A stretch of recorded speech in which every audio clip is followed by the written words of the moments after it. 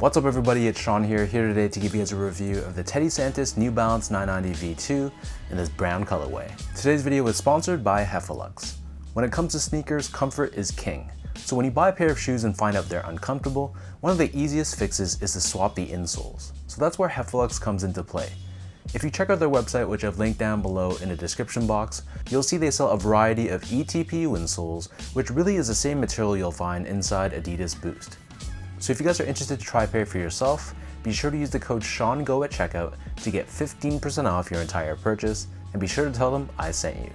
So this right here is an upcoming New Balance 990 V2, which is part of Season 2 of Teddy Santis' Made in USA line. Teddy Santis, better known as the founder of M990, who's also the creative director of New Balance's Made in USA line, is now on to his second series of 990s, which includes this colorway right here. So as of right now, the release date for the shoe is still unknown, but they released early on Sneakers and Stuff's website, which is where I grabbed this pair from. So these should retail for the same price as all the other 990 V2s, which has been so far $195 US or $275 here in Canada. And the style code for this shoe is M990BB2, and the colorway for this shoe, don't quote me on this, but from the sneaker blogs and websites I've been checking out, they've been calling it the brown and tan colorway. So diving into the details of this sneaker, on the toe box you can see this area here is covered in this sail colored mesh. Overlaid on top of the toe box, we have this black colored suede, which has a very soft feel to the touch. And then overlaid on the front toe cap, we have this tan colored nubuck, and I really like the contrast of this tan compared to the black layer right underneath it. Moving downwards on the mid panel of both sides of the shoe, we have a dark brown colored suede, and the top two eyelets are constructed in this tonal brown colored TPU. And then next to this, the New Balance N logo, this is crafted in a black colored suede and has a backing of white leather underneath for contrast. Moving downwards so you can see we have more of that same mesh that we saw earlier on the toe box, and then surrounding the back of the shoe, we have this long-haired fuzzy brown suede, and we have this cutout in the middle revealing this reflective 3M layer, and we have USA branding embroidered in the center, representing the fact that this is a made in USA shoe. And then the top of the heel is covered in another layer of that tan colored nubuck. Beneath this, on the bottom of the heel, we have a TPU heel clip, which gives you added structure and support for the back end of the shoe. And then turning our attention back to the front, in terms of laces, they come with two different lace options. The standard default lace and the one that I prefer are these white colored flat laces, but they also give you a secondary black colored lace as well. Underneath this, so the bottom half of the tongue is covered in that same mesh that we saw on the toe box and the ankle collar area, but we have a suede overlay on the top, which is done in this cream colored finish, and we have 990 New Balance branding embroidered across in black. The back of the tongue and the interior of the shoe, this is lined in a black colored textile, and then as far as the insoles go, so these come with your standard foam lined insole, it's covered in a cream colored textile on top, and we have New Balance branding stamped on the heel. The upper of the 990 V2 sits atop this absorbed foam midsole, which is entirely painted in this cream colored finish. Just like any other V2, it's quite chunky on the heel, and then it tapers and becomes quite thin on the forefoot. Turning this pair over to the bottom, so here we have your standard 990 V2 outsole. So this is entirely covered in rubber. We have Absorb branding on the forefoot, along with New Balance branding in the center and on the medial edge of the heel. So that breaks down the look and the construction of this pair. And for those wondering about sizing, to me these fit like most of my other 990 V2s, so I personally prefer to stick true to size. So I'm a true size 10, slightly on the wider side, so that means when I step on a Brannick device at the shoe store, my feet are actually a size 10, in between a D and an E width.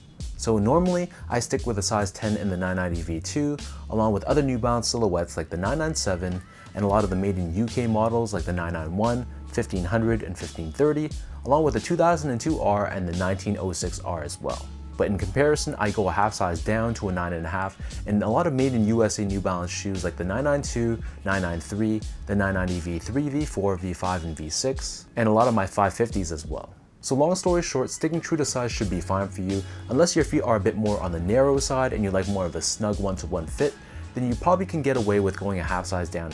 Moving on to the comfort, so the 990 V2 is an okay shoe from a comfort standpoint. When you compare it to, for example, the V3, V4, V5, and V6, I find that the V2 isn't as comfortable. As I mentioned earlier, the shape of this midsole, it's quite tapered and thin on the forefoot, So because of that, you don't feel too much of that softness and cushioning, especially when you compare it to those later generations of the 990. But still, it's not uncomfortable by any means. Don't get me wrong, for an everyday casual use shoe, it's gonna be perfectly fine. It's just in the world of New Balance, I find that there's a lot more comfortable models out there compared to the V2. Finally, in terms of the quality and craftsmanship, so this is a made in USA New Balance shoe, and I gotta say, this definitely lived up to my expectations. The material quality was really solid. The suedes and the nubucks used on this shoe, despite all the different colors used, each and every piece felt very good quality to the touch, so I came away feeling quite impressed with how these were in person. And the build and the craftsmanship, it was pretty solid as well. There was a little bit of wrinkling on the toe box area, but aside from that, the stitch job was solid, the panels were shaped consistently, and there were no visible glue stains around the midsole area, so I'd say that this was a pretty solid above average release.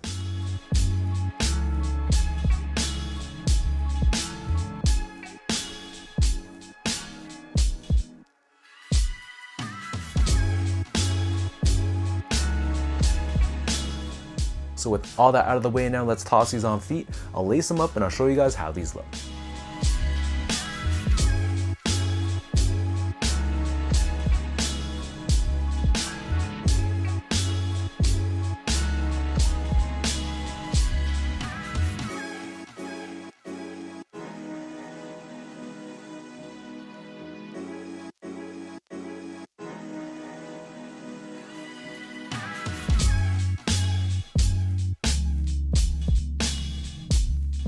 Overall, I came away feeling very impressed with this shoe in hand. Not only was the material quality great, the craftsmanship was solid as well, and the overall colorway is really what's selling me. This might be one of the nicest looking colorways from Teddy Santis' Made in USA line so far, and I love the natural, earthy tones of this shoe, and I think it's the perfect sneaker to wear in the fall, winter, and early spring seasons. It really has a bit of that grown-up vibe to it, which I thought was really nice. And the different tones of brown, the beige, and the black, you just can't help but feel that it's a very sophisticated feeling sneaker.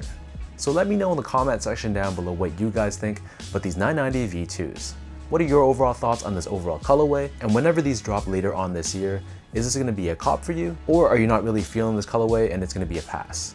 Either way, drop a comment down below and let me know what you guys think. If you guys like this video, be sure to like, comment, and subscribe to my channel if you haven't yet. You can follow me on Instagram at sgo8, follow my Twitter account at sean.go, and check out my website at seango.ca. So until next time, thank you everyone for watching. Hopefully you guys enjoyed this review and hopefully it helped you in some way, and I'll catch you guys all in the next one.